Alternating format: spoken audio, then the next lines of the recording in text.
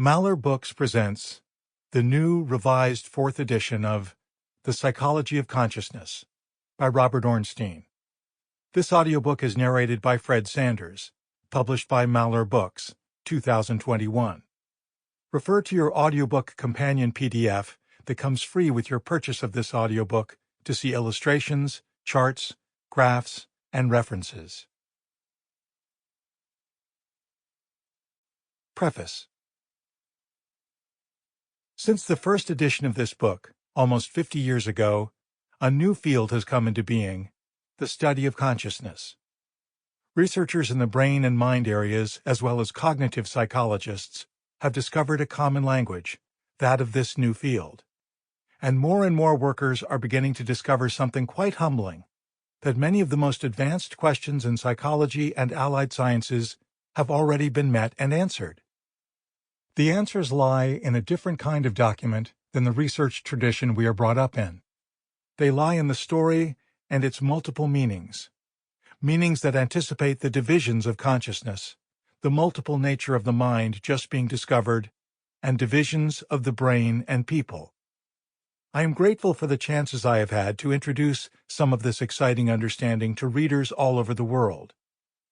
This book is partly the result of the response to the original editions. More research work has been published. Not only students, but readers from all walks of life have become interested. More people now understand that consciousness, far from being irrelevant to our society and our future, is at the center of possible human adaptation and survival. Workers in international political theory are taking work on consciousness as central. Workers in ecology are beginning to realize that without a profound change in our understanding of ourselves, no major social goal can be accomplished. My thanks to the thousands of readers who have taken their time to write about the concerns of the original versions of this book, and the students who have used it in more than 12,500 classes throughout the world. The material in this 4th edition contains much that is relevant, I may say vital, to our understanding of ourselves and our ability to make the conscious changes necessary for our future. Robert Ornstein. Chapter 1. Introduction. The Study of Consciousness.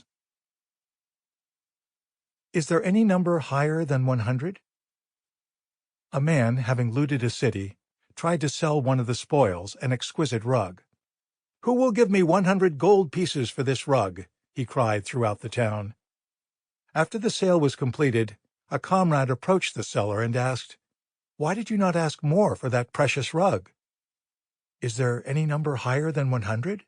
asked the seller. It is easy, all too easy, to be smug about the rug seller. However, we are like him, since our own conceptions and consciousness limit what is possible for us to understand. The structure of consciousness often acts as a barrier to understanding, as many conceptions may act as barriers to action. Consider this.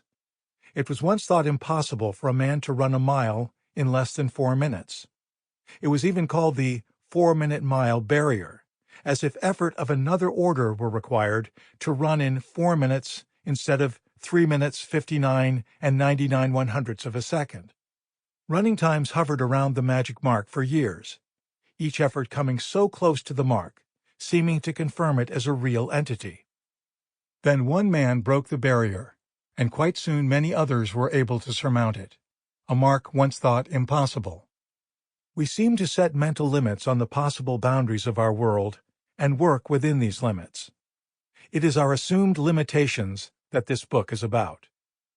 According to most surveys, we are quite satisfied with our lives and our concept of who we are and what we can do. For most upwardly mobile Westerners, prosperity continues. But we are like the rug seller in many ways. Our sights are too low. Is there anything beyond what we know of life, liberty, and the pursuit of happiness? Many people who have a well-determined goal in life have asked me, whether it is whispered quietly after a lecture or presented more boldly in writing, why bother? Why is consciousness important? Especially since many successful people feel that they are getting ahead all right as it is.